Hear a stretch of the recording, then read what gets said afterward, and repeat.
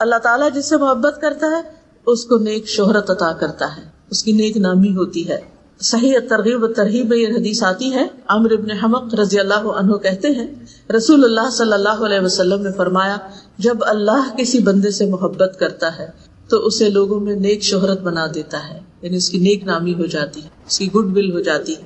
صحابہ نے کہا کہ اے اللہ کے رسول صلی اللہ علیہ وسلم نیک شہرت کیسے بناتا ہے؟ فرمایا وہ اس طرح کہ اس کی موت سے قبل اس کو نیک عمل کی توفیق دے دیتا ہے، حتیٰ کہ اس کے پڑوسی یا فرمایا کہ آس پاس والے اس سے راضی ہو جاتے ہیں، اس سے خوش ہو جاتے ہیں. اور اس طرح یعنی مراد یہ کہ جب وہ دنیا سے جاتا ہے تو بعد میں لوگ جو اس کا آخری عمل ہوتا ہے اس کی بنا پر اس کو یاد کرتے ہیں، اس کا ذکر خیر کرتے ہیں، اس کے حق میں اچھی گواہیاں دیتے ہیں.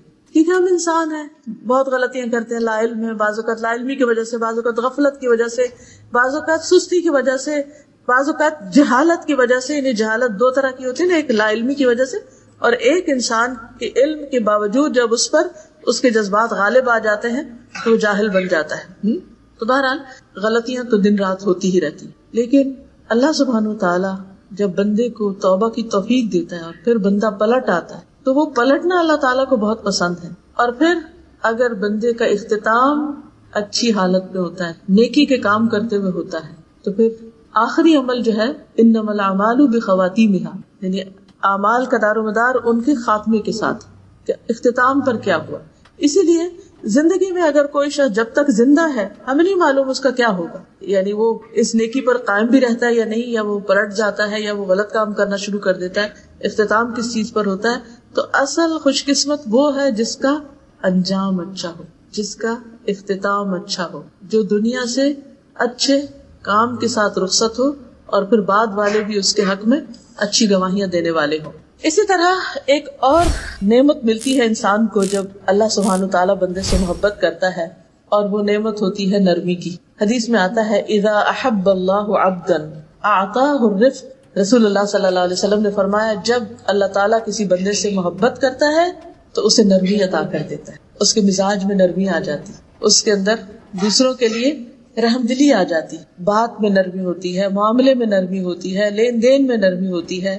یعنی انسان کے جو طور طریقے ہیں ان سب کے اندر، یعنی اس کی چال ڈھال، گفتگو، آواز، ہر چیز کے اندر نرمی آ جاتی. اور یہ بھی اللہ سبحانہ تعالیٰ کی ایک خاص عنایت ہوتی. پھر جب اللہ تعالیٰ کسی بندے سے محبت کرتا ہے تو اسے دنیا کی محبت سے بچاتا ہے، یعنی اس کے دل میں دنیا کی لالچ، ہرس اور محبت نہیں رہتی. اللہ تعالیٰ اس کے دل کو غنی بنا دیتا ہے، اس کی نگاہیں دنیا سے اوپر اٹھنے لگتی، اس کی منزل دنیا نہیں رہتی، وہ اپنی منزل آخرت کو بنا لیتا ہے. وہ اسی کے لیے جیتا ہے اور مرتا ہے، اسی کے لیے ساری کوشش کرتا ہے. اس کا سب سے بڑا ہم اور غم یہی بن جاتا ہے کہ کس طرح وہ آخرت میں کامیاب ہو جائے. رسول اللہ صلی اللہ علیہ وسلم نے فرمایا، مسند احمد کی روایت ہے، اللہ عز و جل جس بندے سے محبت کرتا ہے اسے دنیا سے اسی طرح بچاتا ہے جیسے تم لوگ اپنے مریض کو کھانے پینے سے بچاتے ہو، کہ تم اس پر طبیعت کی خرابی کا خوف رکھتے ہو.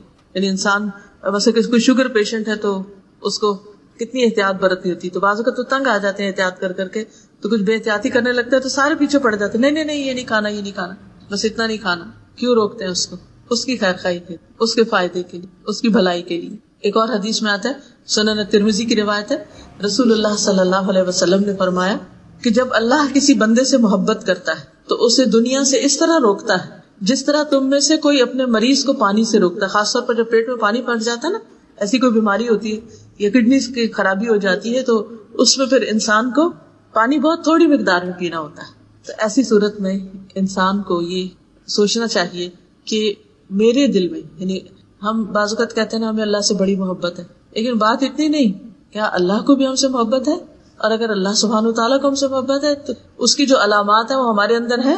اور ان علامتوں میں سے ایک علامت کیا ہے کہ دنیا کا دل میں حقیر ہو جانا، دنیا کی محبت نکل جانا، دنیا کی طرف رغبت نہ ہونا، دنیا کو بس ایک ضرورت سمجھنا، دنیا کا شوق نہ رہنا، دنیا دیکھ کر خوش نہ ہونا بلکہ دنیا دیکھ کر ایک پریشانی کی کیفیت ہونا کہ اللہ تعالیٰ ہم سے ناراض نہ ہو. ایسا بندہ، اس کو دنیا کی کوئی نعمت ملتی ہے تو اور زیادہ وہ اللہ سے ڈرنے لگتا ہے کہ کہیں یہ میرے لیے فتنہ نہ ہو، کہیں میرے لیے آزمائش نہ بنے، کہیں میرے لیے یہ اللہ سبحانہ تعالیٰ سے دوری کا ذریعہ نہ بنے. کیونکہ وہ ہر چیز کو اس نظر سے دیکھتا ہے کہ کس طرح میں اس کے ذریعے اللہ سبحانہ تعالیٰ کے قریب ہوں. جیسے حضرت سلیمان علیہ السلام نے کہا تھا نا، انی احببت حب الخیر عن ذکر ربی، کہ میں نے مال کی محبت اپنے رب کی یاد کی وجہ سے اختیار کی. کہ وہ گھوڑوں کو دیکھ کر انہوں نے کہا تھا کہ گھوڑے قیمتی ترین مال ہوتے ہیں، بعض گھوڑے بہت بہت مہنگے ہوتے ہیں، تو اللہ سبحانہ وتعالیٰ نے ان کو خوب خوب عطا کیے تھے، بہت زیادہ تھے ان کے پاس، اور انہیں ان گھوڑوں سے محبت بھی تھی. تو وہ کہتے ہیں کہ اپنے رب کی یاد کی وجہ سے، کہ یہ مخلوق بھی، یہ نعمت بھی مجھے رب کی یاد دلاتی ہے. تو دنیا کی کوئی بھی چیز آپ دیکھیں جو آپ کے پاس ہے، اسے دیکھ کر آپ کو دنیا کی طرف کھینچ زیادہ پڑتی ہے یا اس کے ذریعے آپ اللہ سبحانہ وتعالیٰ کے زیادہ قریب ہوتے. مثلا آپ کے پاس اچھی سواری ہے تو آپ اس کو اللہ سبحانہ وتعالیٰ کی راہ میں استعمال کرتے اور خوش ہوتے ہیں اللہ تعالیٰ کی نعمت پر کہ اللہ تعالیٰ شکر ہے تو نے مجھے سواری دی یا مجھے ڈرائیونگ سکھائی کہ میں قرآن کلاس میں حاضر ہو سکتی ہوں اور آرام کے ساتھ حاضر ہو سکتی ہوں، تھک ٹوٹ کے نہیں پہنچتی کہ کچھ کرنے کے قابل نہ ہوں. اسی طرح باقی بھی جتنی نعمتیں ہیں، مثلا اس وقت آپ جس مسجد میں بیٹھے ہوئے ہیں یا جس جگہ پر بیٹھے ہوئے ہیں، اس میں کتنے خوبصورت ہے، نیچے کارپیٹ کتنا خوبصورت ہے، چھت کتنا خوبصورت ہے، سارا انوائرنمنٹ کتنے سکون کے ساتھ آپ بیٹھے ہوئے. یہی اگر آپ کو سڑک پر ٹینٹ کے نیچے بیٹھنا پڑتا کہ زمین بھی گرم ہوتی، ہوا بھی چل کے مٹی اڑاتی اور آپ پر ڈالتی، اور اوپر سے چھت بھی صحیح طرح نہ ہوتی، تو وہاں سارا وقت آپ کا دھیان کس چیز کی طرف ہوتا؟ پریشان حال. ایسی یکسوئی تو نصیب نہ ہوتی.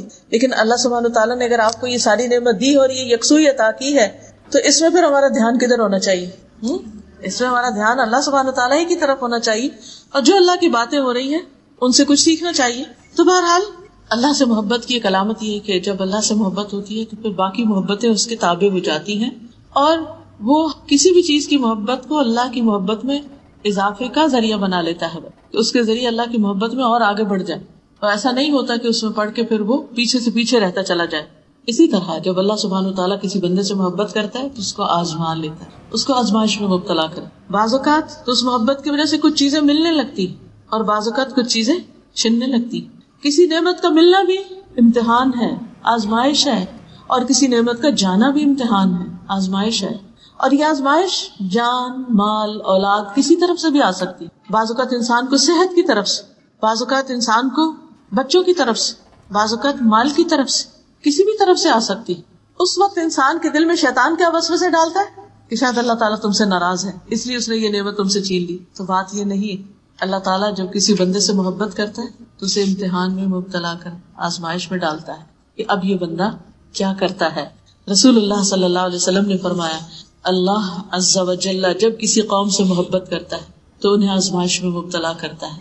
پھر جو شخص صبر کرتا ہے، یعنی کمپلینٹس نہیں کرتا، شکایتیں نہیں کرتا، اللہ سے ناراض نہیں ہوتا، ہر بندے کے سامنے رونا نہیں رونے بیٹھ جاتا، تو اللہ سبحانہ تعالیٰ اسے، یعنی جو صبر کرتا ہے اسے صبر مل جاتا ہے، اللہ اسے صبر دے دیتے ہیں. ایک اور حدیث میں آتا ہے من یتصبر یصبرہ اللہ، جو صبر کرتا ہے، صبر کی کوشش کرتا ہے، اللہ تعالیٰ اس کو صبر عطا کر دیتا ہے.